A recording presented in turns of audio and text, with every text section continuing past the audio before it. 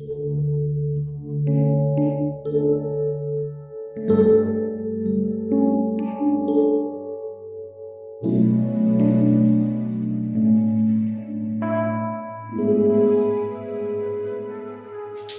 pagi saudara yang dikasihi Tuhan. Kita jumpa lagi dalam renungan pagi GPD Bethesda Makassar.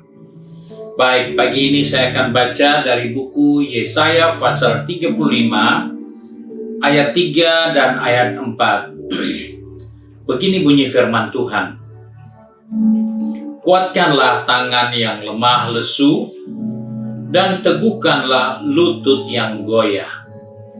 Katakan kepada orang-orang yang tawar hati, kuatkanlah hati, janganlah takut, lihatlah, Allahmu akan datang dengan pembalasan dan dengan ganjaran Allah. Ia sendiri datang menyelamatkan kamu. Puji Tuhan, kita menjumpai suatu nasihat firman Tuhan untuk kehidupan orang-orang percaya yang dalam pengiringan kita kepada Tuhan. Alkitab dengan jelas katakan ada banyak orang-orang yang lemah. Ada banyak orang-orang yang sudah lesu. Ada banyak orang-orang yang sudah goyah. Dan itu tidak dapat dipungkiri karena itu adalah kenyataan yang Alkitab ingatkan bahwa dalam perjalanan kehidupan kita tidak lepas dari pergumulan, tidak lepas dari masalah, tidak lepas dari banyak hal yang seringkali membuat kita menjadi lemah lesu, membuat kita tidak lagi teguh berdiri, tapi kita makin goyah. Nah, saudara-saudara yang dikasihi Tuhan, kita melihat bahwa hal ini dikatakan oleh Nabi Yesaya karena ini hal yang penting. Kunci untuk mengubah segala sesuatu adalah dengan cara melepaskan atau meninggalkan rasa takut. Ada banyak kesuksesan yang ada di depan kita, ada banyak keberhasilan yang kita dapat raih di saat kita melepaskan ketakutan, di saat kita meninggalkan rasa takut, bimbang, dan keraguan-raguan. Hal inilah yang menjadi petunjuk dan nasihat untuk kita sebagai orang-orang percaya, bahwa seringkali kita melihat keadaan di sekitar kita mengalami hal-hal yang tidak nyaman di hari-hari kehidupan kita, sehingga itu merupakan fakta. Itu merupakan suatu kenyataan yang jelas kita lihat, yang jelas kita rasakan, yang jelas kita alami. Fakta yang ada sesungguhnya tidak terlalu penting. Fakta yang buruk, fakta yang jelek, fakta yang menakutkan itu tidak terlalu penting terhadap sikap kita. Jika sikap kita itu baik untuk melihat kondisi fakta itu akan membuat kita berhasil. Karena sikap kita dalam menghadapi segala sesuatu fakta di lapangan, jika sikap kita benar, jika sikap kita baik, maka kita akan meraih keberhasilan di dalam fakta yang tidak mungkin, di dalam keadaan yang tidak bisa. Tetapi itu akan berubah jika sikap kita bangun dengan benar. Sebab itu Nabi Yesaya harus katakan, kuatkanlah orang-orang yang tawar hati.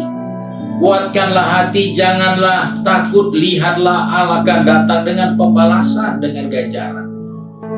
Nah, hal inilah yang merupakan sikap yang kita harus bangun dalam diri kita, bahwa apa yang sudah diprediksi itu merupakan fakta yang akan jadi lebih nyata di saat kita ada pada hari itu.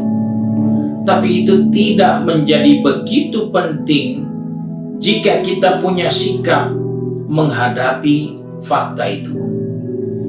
Kalau kita tidak punya sikap, maka fakta itu akan menggilas kita dan kita tidak akan pernah bisa untuk menghadapi dan menemukan pertolongan dan jalan keluar.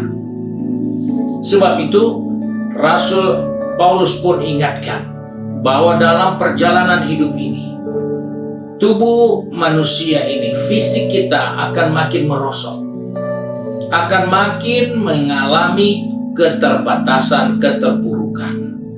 Tapi roh kita tidak boleh terganggu. Fakta tubuh kita makin tua, makin lemah, makin rentan, makin tidak berdaya. Itu tidak dapat dihindari. Tetapi sikap hati kita harus jelas bahwa di dalam hal ini tubuh boleh lemah, roh kita tetap kuat, roh kita tetap tegar, roh kita tetap menghadapi itu dengan suatu kepastian karena Allah yang akan menolong dan melepaskan kita dari semua pergumulan, masalah atau fakta di lapangan yang tidak nyaman itu. Oleh sebab itu, sebagai orang percaya, ingatlah bahwa fakta yang ada di depan kita tidak penting. Yang penting adalah sikap kita dalam menghadapi fakta itu. Mengapa kita harus bangun sikap? Karena jelas Alkitab katakan Tuhan akan datang untuk mengadakan pertolongan buat kita. Tuhan sendiri yang akan berinisiatif untuk menyelamatkan kita. Sebab itulah yang menjadi pegangan kita, sehingga sikap kita ketika berhadapan dengan fakta yang tidak nyaman, kita tidak mudah terpengaruh karena kita tetap optimis. Di saat tidak mampu, Tuhan pasti datang memberi kekuatan. Di saat tidak berdaya, Tuhan pasti datang untuk menolong kita. Oleh sebab itu, saudara yang dikasihi Tuhan, Alkitab katakan, kuatkanlah tangan yang lemah lesu, teguhkan lutut yang goyah, dan katakan kepada orang-orang yang tawar hati, kuatkan hatimu, jangan takut, lihat Tuhan akan datang untuk mengadakan pembalasan. Tuhan akan datang untuk mengadakan penyelamatan. Inilah yang kita simpan dalam hati kita, dalam diri kita, untuk melangkah di tahun yang akan datang. Fakta akhir-akhir tahun menunjukkan bahwa situasi belum pulih, keadaan ekonomi belum nyaman, dan prediksi akan lebih berat di hari-hari yang akan datang atau di tahun yang baru. Tetapi kita harus punya sikap yang jelas. Semua itu boleh ada. Semua itu tidak akan pernah tidak ada. Itu pasti ada. Karena Alkitab katakan hari-hari terakhir, zaman akhir ini akan masa yang sukar itu akan datang. Milikilah sikap hidup yang benar. Jangan goyah, jangan lesu. Kuatkan selalu hatimu karena Tuhan akan mengadakan pembalasan.